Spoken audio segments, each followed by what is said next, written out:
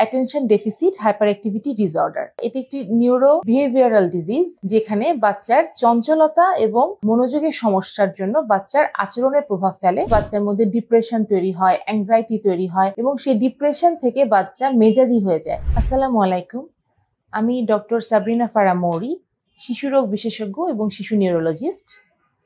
আজকে আমি কথা বলবো শিশুর অতি চঞ্চলতা এই বিষয়টি নিয়ে। শিশুরা চঞ্চল হবে, এটাই স্বাভাবিক। সব শিশু শান্ত হবে না, কিছু শিশু শান্ত হয়, কিছু শিশু চঞ্চল হয়। একটা লিমিট পর্যন্ত চঞ্চলতা খুবই স্বাভাবিক ব্যাপার শিশুদের জন্য। তবে কখনো কখনো শিশুর চঞ্চলতা স্বাভাবিকের চাইতে বেশি হয়, যেটা রোগের পর্যায়ে পড়ে। আজকে আমি শিশুর সেই চঞ্চলতাগুলো নিয়ে আলাপ করব যেখানে সেটি অস্বাভাবিকতার পর্যায়ে পড়ে এবং রোগের পর্যায়ে পড়ে। বেশ কয়েকটি রোগে শিশুর অধিক চঞ্চলতা হতে পারে।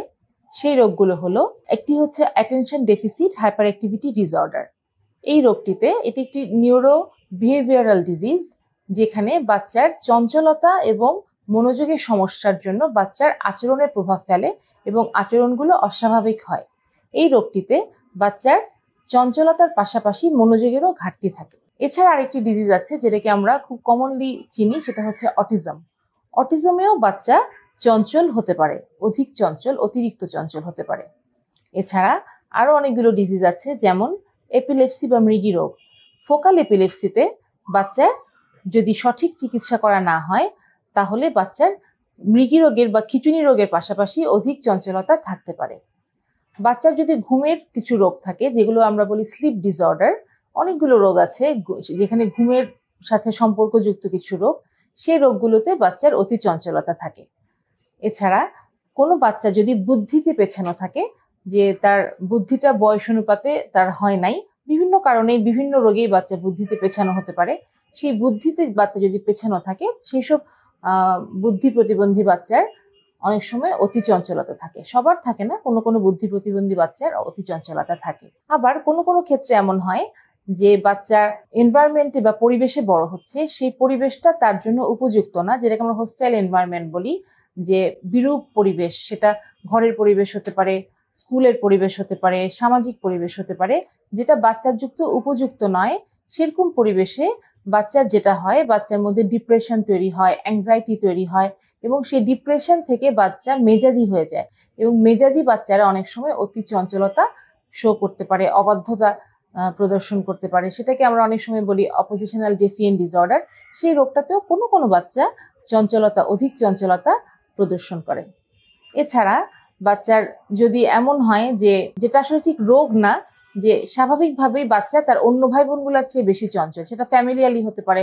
বাচ্চার বাবা মা হয়তো কেউ চঞ্চল, বা খুব কাছের আত্মীয় স্বজন কেউ একটু বেশি চঞ্চল, তো সেসব বাচ্চারা, এটা আমরা রোগ বলি না, বাচ্চার নর্মাল বাচ্চাদের চাইতে বা শান্ত বাচ্চাদের চাইতে চঞ্চল। তখন বাচ্চার বাবা মা অনেক সময় ভুল করে যে আমার বাচ্চা কি কোনো অসুখ নাকি, সেই অতি চঞ্চলতাটা কোনো রোগের পর্যায়ে পড়ে নাকি। কিন্তু তখন আমাদের বুঝতে হবে যে সব বাচ্চা তো একই রকম শান্ত হবে না, কেউ শান্ত হবে, কেউ মাঝামাঝি চঞ্চল হবে, কেউ আবার একটু বেশি চঞ্চল হবে। কিন্তু যেটা রোগের পর্যায়ে পড়ে, সেটা আমাদের কিছু লক্ষণ, ক্লিনিক্যাল ক্লু থাকে, যে প্রত্যেকটা রোগটা আমরা নির্ণয় করার জন্য কিছু ক্লিনিক্যাল সিনারিও থাকে, যে তার এইসব লক্ষণ থাকতে হবে, তারপর তার কিছু রিস্ক ফ্যাক্টর থাকে। এক একটা রোগের ক্ষেত্রে এক এক রকম। তো সেই সব হিস্ট্রি নিতে হবে, বাচ্চার সেই ক্লিনিক্যাল বৈশিষ্ট্যগুলো আছে কিনা সেগুলো দেখতে হবে। সবকিছু মিলিয়ে আমাদের আসলে সিদ্ধান্ত নিতে হয়, বাচ্চাটা কি নর্মাল স্বাভাবিকতার মধ্যেই একটু বেশি চঞ্চল, নাকি এটা রোগের পর্যায়ে পড়ে, সেই রোগটার জন্য বাচ্চাটা বেশি চঞ্চল। এটা কি রোগ নাকি রোগের বাইরে এমনিতেই বাচ্চা চঞ্চল। তো সেটা আমাদের বাচ্চাকে দেখে, হিস্ট্রি নিয়ে এবং অন্যান্য কিছু ছোটখাটো কিছু পরীক্ষা করতে হয়। খুব বেশি পরীক্ষা সবসময় লাগে না। আবার যদি আমরা ধারণা করি যে বাচ্চার মৃগী রোগ আছে, তখন অনেক সময় ইইজি করতে হয়, বা ব্রেইনের কোনো বড় কোনো সমস্যা আছে, তখন ফাংশনাল এমআরআই করতে হয় এবং কিছু হরমোন পরীক্ষা করতে হয়, মেটাবলিক পরীক্ষা করতে হয়। তবে সব ক্ষেত্রে, বেশিরভাগ ক্ষেত্রেই পরীক্ষা করতে হয় না। তো আমরা যারা নিউরোলজিস্ট, তারা বাচ্চা দেখলে এবং কিছু ছোটখাটো পরীক্ষা করে হিস্ট্রি নিয়ে আমরা বুঝতে পারি যে এটা স্বাভাবিক নাকি অস্বাভাবিক নাকি রোগের পর্যায়ে পড়ে।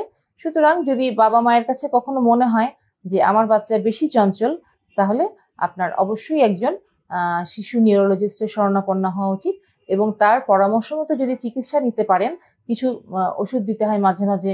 এছাড়া কিছু সাইকোথেরাপি আছে, বিহেভিয়ার মডিফিকেশন থেরাপি আছে, কাউন্সিলিং আছে, এরকম বিভিন্ন রকম চিকিৎসা আছে। তো সেই চিকিৎসার মাধ্যমে যদি সেটা রোগের কারণে চঞ্চলতা হয়, সেই রোগটা পুরোপুরিভাবেই ভালো করা সম্ভব এবং বাচ্চা চিকিৎসা নিয়ে একদম স্বাভাবিক জীবনযাপন করতে পারে।